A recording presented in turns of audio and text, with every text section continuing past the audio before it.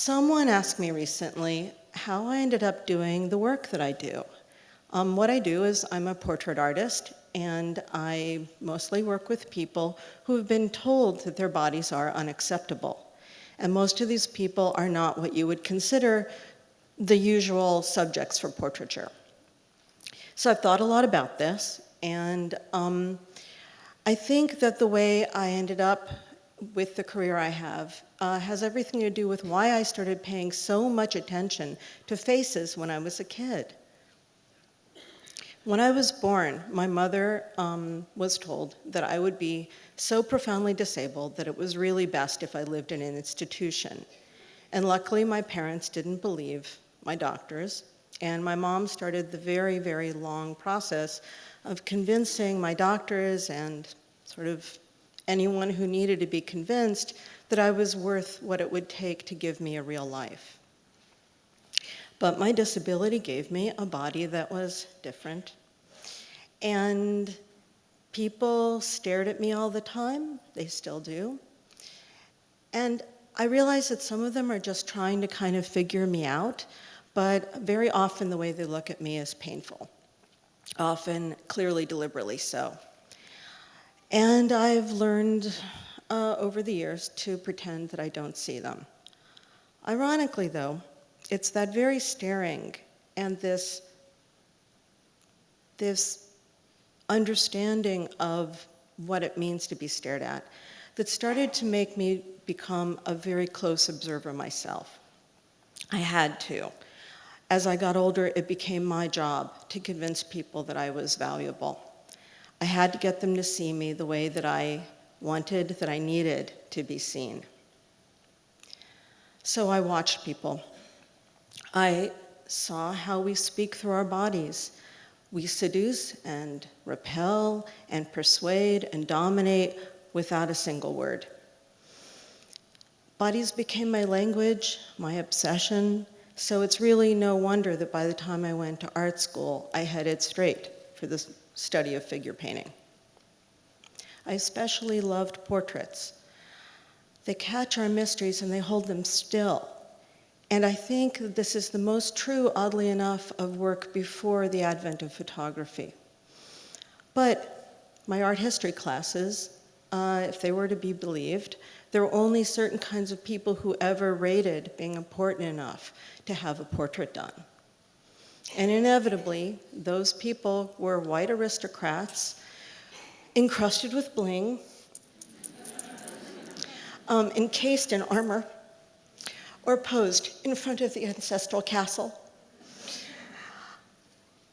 Now, portraits and figure paintings are not the same thing necessarily. One of the things that a portrait does is that it defines its subject as a unique individual. Wealthy patrons got to be unique individuals and become, in effect, the star of their own life on canvas. The so-called lower classes didn't get portraits. They served as the models in figure paintings. And when you are a model, you disappear into the story of the painting exactly the way that an actor disappears into a play. You are no longer identifiable as yourself. So I'm studying all these paintings in art school, falling more and more in love, particularly with high Renaissance. But that entire time, I do not think I saw one portrait of a disabled person. And we are talking thousands of slides. Anyone who's taken art history knows how long an art history course can be. So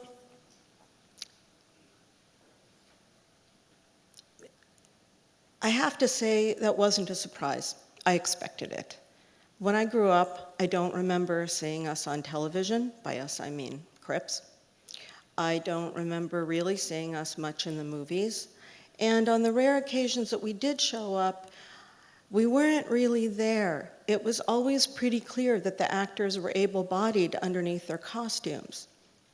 So here I am at art school trying to figure out what to do with all of this, and so I started doing some self-portraiture, and I was told immediately, stop that. Your body, bodies like yours, are not acceptable subject matters for art.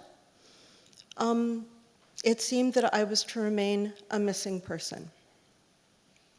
So it took me more than a decade to become brave enough to start painting people like me.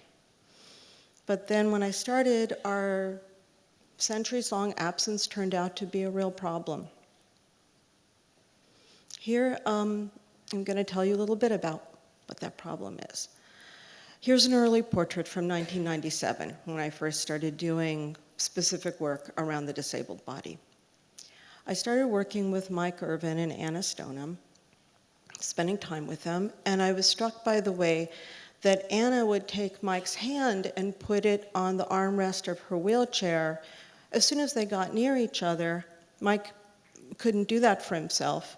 And it's the kind of automatic intimacy that any couple would understand. And I ended up seeing them kind of the way that you see those lovers on the covers of romance novels, and the wind is blowing, and it's you and me, and it's passion against the storm. And so I show it, and it immediately became clear that viewers did not see it that way. They saw wheelchairs, full stop.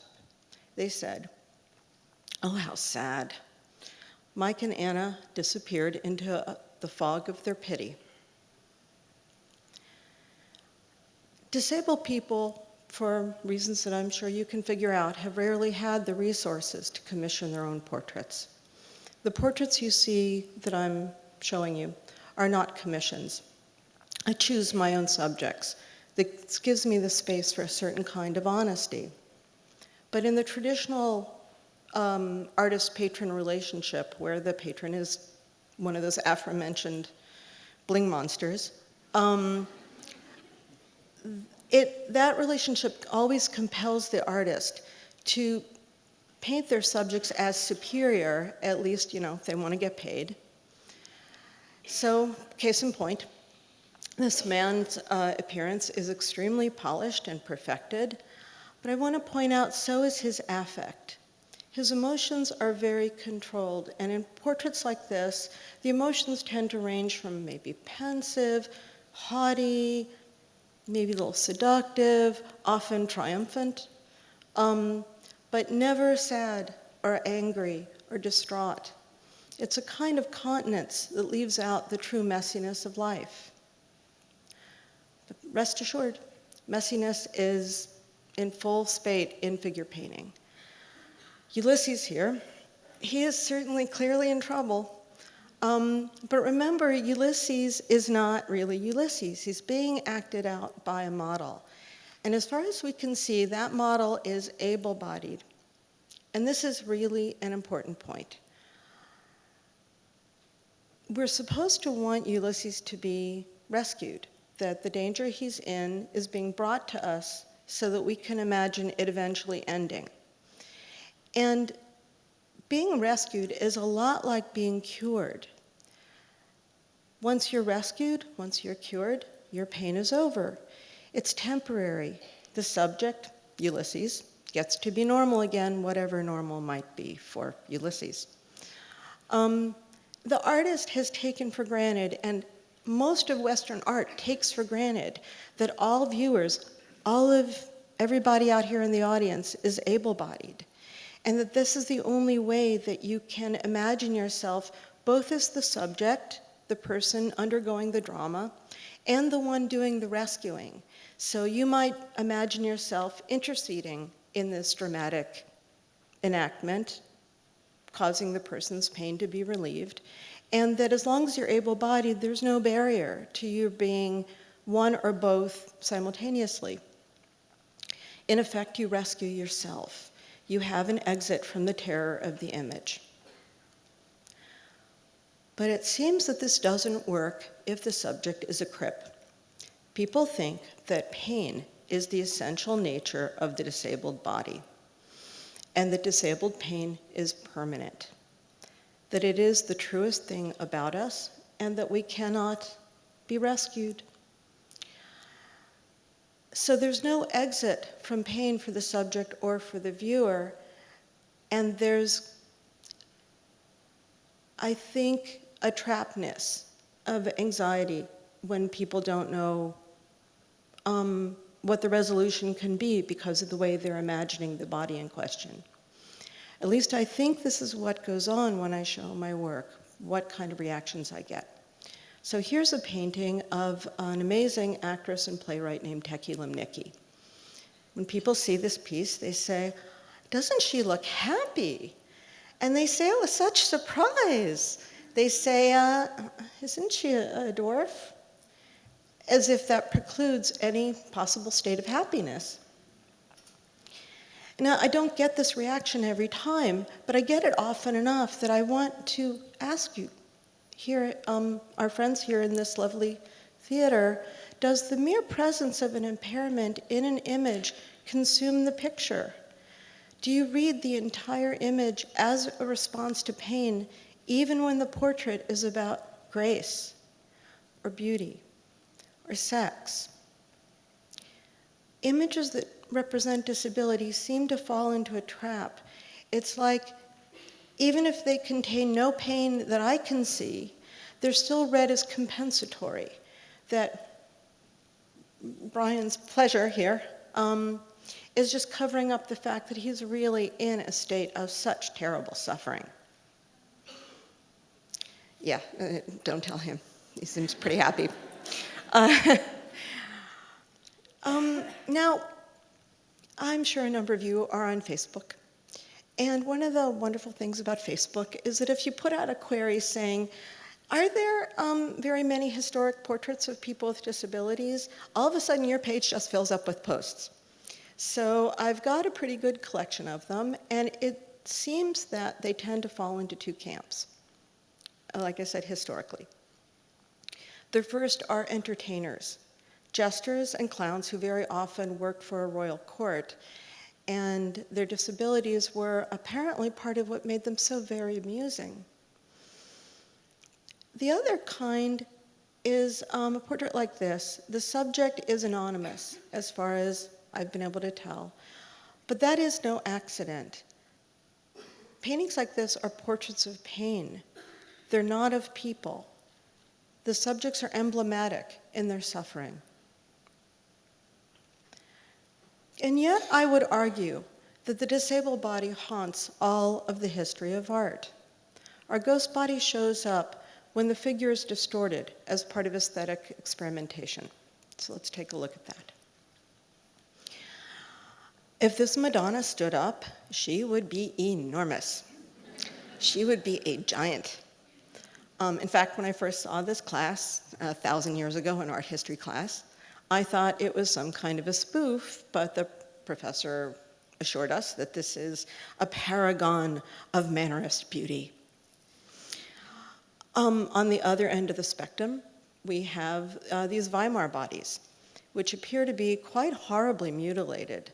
The ugliness is a strategy the artist is using in order to reveal the corruption of their souls. In each case, the artist is relying on our knowing that what's really being referred to is a normal body. The artist is using the shapes of disability for commentary. But imagine for a moment that I told you that these are paintings of real people. Would you assume that the Madonna had a condition called acromegaly, which is the medical term, one of the medical terms for giganticism? Would you assume that the Germans were accident victims or dwarves? Behind each of those pieces is a normative body, and that's what allows the distortion to function. Disability is paradoxically invisible and obvious at the same time. There are no actual disabled bodies in those paintings, only metaphors. 20 years ago, I met some of the originators of disability culture, a movement that I'm very proud to be a part of. These people sparked a great change in my life. I'd spent years mired in self-loathing, and all of a sudden I had completely new and radical ways to think about what it meant to be a Crip. I studied the way that they thought, I studied their work, and sometimes they told stories that were very painful. When they started to sit for me, I was terrified to include that pain in their portraits. My portraits are always based on very long interviews, so I'm talking to people at length about their lives and their work, and they're telling me these things, and I did not know what to do with it because I was afraid that incorporating even the smallest hint of pain in an image would do what seems to happen anyway, just produce pity and just produce this insensitivity to anything else about what it means to be disabled. So instead, I focused on beauty. And now I realize that, oddly enough, this was very much like the dilemma faced by the artists of the past who were constrained by the exalted status of, you know, the ancestral whoop-de-doos of the past. But in both cases, both, Tintoretto, Mr. Armor Guy, and my people all had a lot to lose, whether it was maintaining power or, for us, we all know that it is the 25th anniversary of the ADA, but that doesn't change the fact that our danger is that the disabled community is under constant, real-world, severe threat. Decisions are made about us based on what people think we are. And too many policymakers think that the disabled body is only made of pain and that pain bodies are not valuable. So just like when I was a kid, we are still endlessly and always having to prove that we are worth the trouble. So I think that you would agree that how we represent ourselves matters. I think for everyone here, we care about how we represent ourselves. And speaking of everyone here, I have a feeling that if I take a really fast poll, raise your hand if you've ever felt a little peculiar, nervous about getting your picture taken. Yes, it's Forest of Hands. So now imagine that you have always been told that you are ugly. And now imagine that I'm going to sit you down and stare at you for hours at a time. That's what having a portrait is like. So what I'm asking people to let me do in doing their portrait is a little scary. It's pretty risky. And in the past, I've dealt with their fears and my fears about their fears by giving them a lot of control over what happens in their portraits. Like I said, they're based on interviews. So now I have decided that we need to make our risk much more mutual. So to do that, I'm asking them to take an active role in what goes on in the studio. So they come and sit for me for 2 hours. At the end of 2 hours, I walk out. I give them my house, my studio, all of my art supplies, and I ask them to please interfere with their portraits. If they don't, burn down my house, tear up the portrait, or just run screaming into the street, then we take turns altering the piece until it's done.